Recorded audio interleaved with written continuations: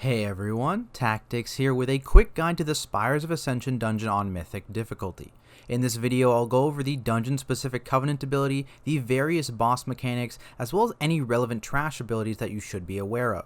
If you find this video useful, please make sure you like and subscribe to be notified when I post more Warcraft content, and let's jump into it starting with the bonus available to Kyrian Covenant members. Throughout the dungeon, you'll find dead Kyrian angels you can interact with if part of the Kyrian Covenant, granting you an extra action button that casts Spear of Destiny, which deals AoE damage to enemies within 8 yards, stuns them, and causes them to take 20% additional damage for 10 seconds.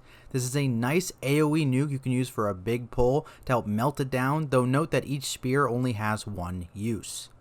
Then let's talk bosses, beginning with Kintara. You'll fight her alongside her serpent pet, and there will be a beam between the two you'll want to avoid as it deals increasing arcane damage.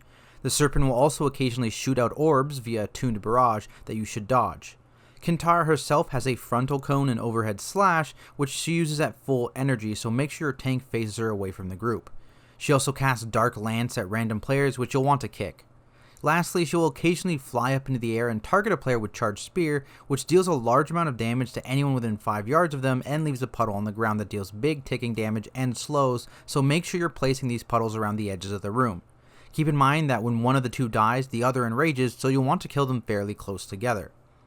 Next up, we have Ventunax, who is fairly straightforward. He will occasionally cast Dark Stride, blinking to a player and putting a 20-second dot on them, and leaving behind a Shadow Whirl where he was originally. These Shadow Whirls will shoot out Dark Bolt in a spiral, which will deal damage and knock you up if they hit you.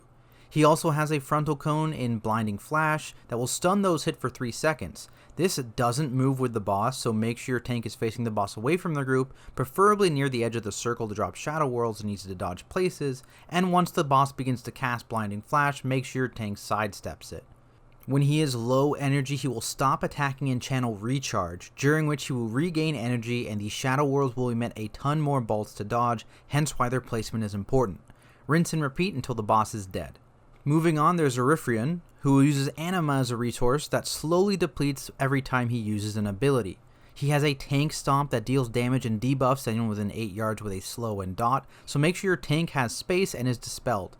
He will also shoot Purifying Blast at a random player, which will deal initial damage and dot the player and anyone within 8 yards, so make sure this player gets away from the group. He'll occasionally launch Imperial Ordnance at every player, which will put a swirl on the ground you should dodge, and leaves an anima field behind that reduces your haste by 20% and deals damage. You can stack these up on top or near each other to save space. Oryphrion will also have the anima cost of his abilities remove and deal 20% more damage well inside these fields, so make sure you move him out of it. Once his anima is depleted, he'll take 100% increased damage and channel Recharge Anima to regenerate it, which also causes the anima fields to coalesce and move towards him.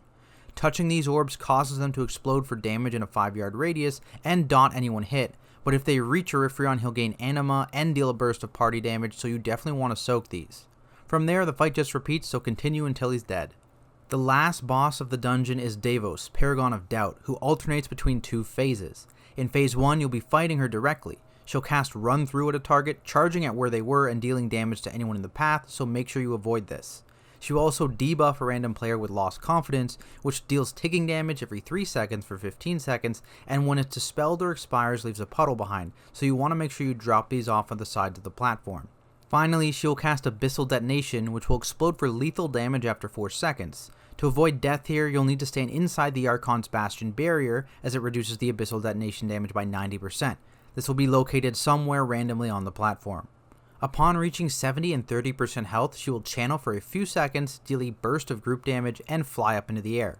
Throughout this second phase, the party will be taking increasing ticking damage, so you want to end it as soon as possible.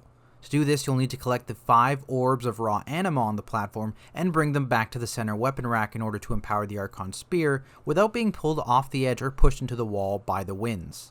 Once empowered, one player can use the spear and aim it at the boss to return her to the ground and begin Phase 1 again. Note that this spear can miss, and she does move around a bit while in the air, so be careful with your aim, otherwise you'll have to collect 5 more orbs. When it comes to trash, Forsworn Goliaths are something to keep an eye on, as you'll want to interrupt their Rebellious Fist ability, which deals a large spike of arcane damage to your entire group. Forsworn Menders and Champions are also in various packs throughout the dungeon, and you'll want to interrupt Forsworn Doctrine to stop them from healing their allies. Forsworn squad leaders are also quite common, having an aura reducing the damage their allies takes from AoE attacks by 75%, meaning you'll need to focus them down. They also have a line attack and crashing strike, and will intermittently jump up into the air and smash down into an area, leaving a puddle.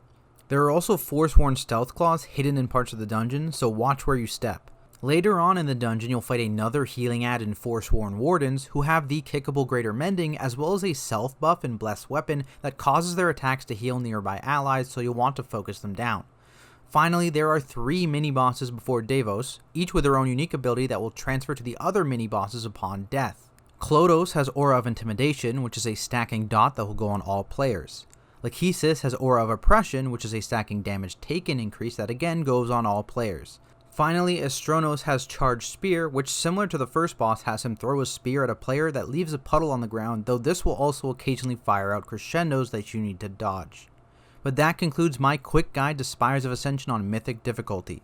If you guys enjoyed this video, please make sure you like and subscribe for more Warcraft content. More quick guides are coming for the remaining Shadowland dungeons soon, and I'll also be putting out quick raid guides when Castle Nathri releases, so keep an eye out for those. You can also follow me on Twitter for updates, or come check me out on Twitch, both at Tactics. Thanks so much for watching, and I will see you all in the next video.